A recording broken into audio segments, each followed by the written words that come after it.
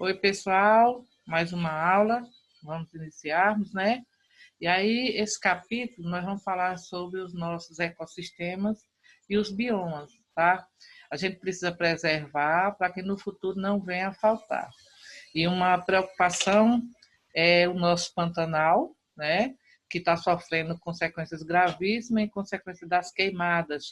Com isso, acaba com a fauna e a flora existente lá. E a gente precisa cuidar para que a gente não venha precisar no futuro, tá? Então, vamos começar a nossa aula. Coisa linda, né? O nosso Brasil. Agora precisa que a gente preserve, tá? Para que a gente não venha sofrer as consequências. Bom, o que é o ecossistema e o que são esses biomas? Primeiro, a gente precisa entender uma coisa. O que é a biosfera? Né? É uma camada do nosso planeta Terra onde existe vida, né? E ela se estende de 5 até 18 quilômetros de espessura, né?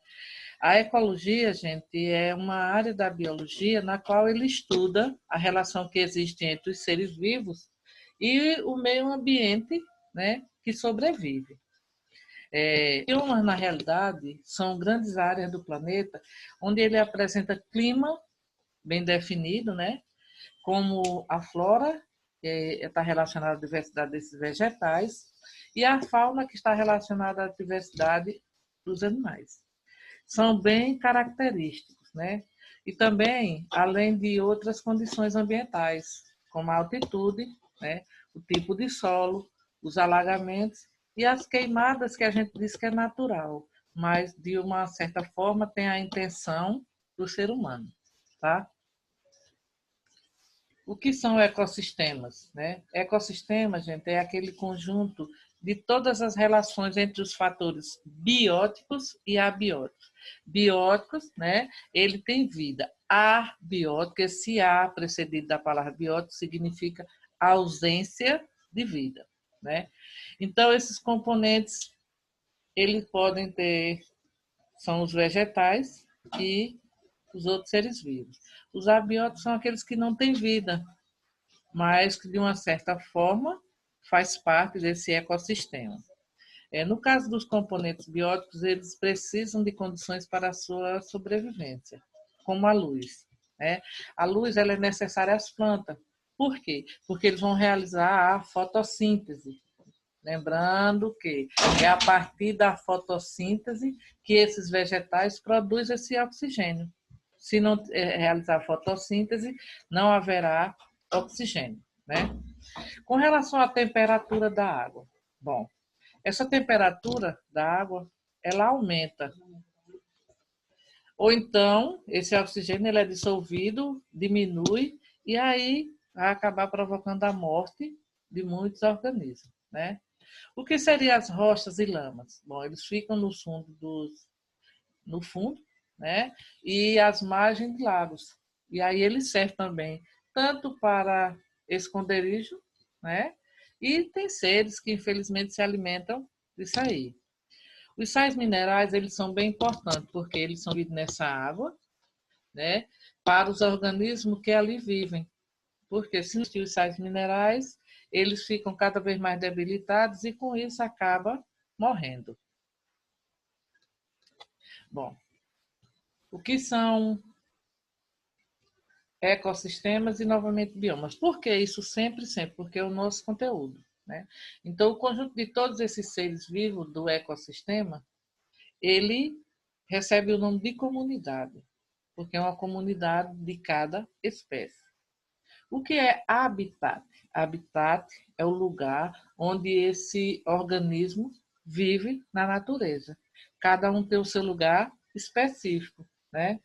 Nicho ecológico é uma função que tem no ecossistema, ou seja, é onde ele desempenha as suas funções, onde ele arruma alimento, onde ele se reproduz, e aí ele domina o seu espaço. Cada ser tem o seu local e a sua forma de sobrevivência. Espécie. Bom, essa espécie é o que diz que é constituído por diversos seres vivos. a espécie do gato, o cachorro, o ser humano e assim sucessivamente, né? Essas espécies vivem em um determinado local onde eles formam uma população. O que passa a ser essa população? É onde essas espécies de um mesmo grupo, né, vivem em uma determinada área. Então, a gente pode ter uma população de gatos, uma população de cachorros, né, uma população de equinos. Então, isso tudo, ao se reproduzir, ele vai formar uma comunidade, onde essa comunidade vai existir várias populações diferentes. E aí eles vão viver entre si de forma amigável. E isso tudo forma o nosso ecossistema. Necessariamente é preciso, né, que a gente saiba viver em comum acordo, tá? Bom, nós vamos começar a falar sobre o nosso ecossistema aquático. Bom, ele pode ser marinho ou ele pode ser de água doce, né? O que são os marinhos? São os mares e oceanos. O que são de água doce? Rios, lagos e lagoas. E esses ecossistemas, dependendo dessa quantidade de água que recebe, ou luz, ou profundidade, eles têm zonas que determinam esse espaço. Digamos, as águas doces, ela pode ser lêntica, que são as águas paradas, e pode ser lótica, que são as águas em correnteza, ou seja, aquelas que não ficam paradas e seguem seu curso, né? No caso de lagos e lagoas, é chamado de águas lênticas ou paradas. No caso de águas lóticas ou em movimento, refere-se aos rios, né?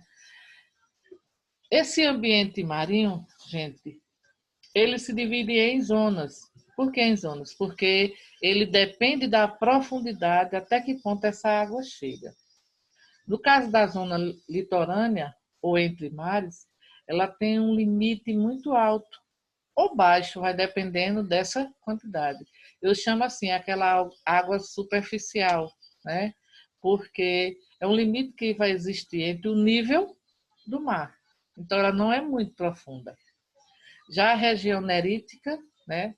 Ela atinge até 200 metros de profundidade e ela estende-se por cerca de 50 a 60 quilômetros, né? Nessa margem diferente da litorânea. E representa um limite com maior biomassa e uma produtividade aquática. E isso obriga a um grande número de vários organismos. Na zona abacial ou zona oceânica, ela já fica abaixo dessa nerítica, né? E ela já fica entre 200 e 2.000 metros de profundidade. Então, realmente, é bem extenso, né? Bem profundo e só mergulhadores específicos, ou então nem isso, a não ser os submarinos que podem navegar a uma certa profundidade. A zona abissal. Essa zona abissal é uma zona que não tem luz nenhuma e existem alguns seres que estão adaptados a essa zona, né? Então, é um ambiente marinho bem profundo, ele está abaixo de 2.000 metros, né? Já fica o que nós chamamos de um substrato oceânico, e sendo assim, essa zona ou região, ela é totalmente afótica, ou seja, ela não tem luz nenhuma. E com isso, existem poucas formas de vida. Tem um peixe, realmente ele é feio, chamado peixe-demônio, que ele sobrevive a essa profundidade. Ele não sai, porque ele já está adaptado a esse tipo de vida, né? E aí a gente precisa cuidar de tudo isso para que a gente não venha ter problemas no futuro. Vamos preservar e cuidar do nosso ecossistema, tá? E com isso, gente, a gente vai dar continuidade desse mesmo assunto na próxima aula, tá? Não vai atividade, e aí a gente se encontra na próxima aula.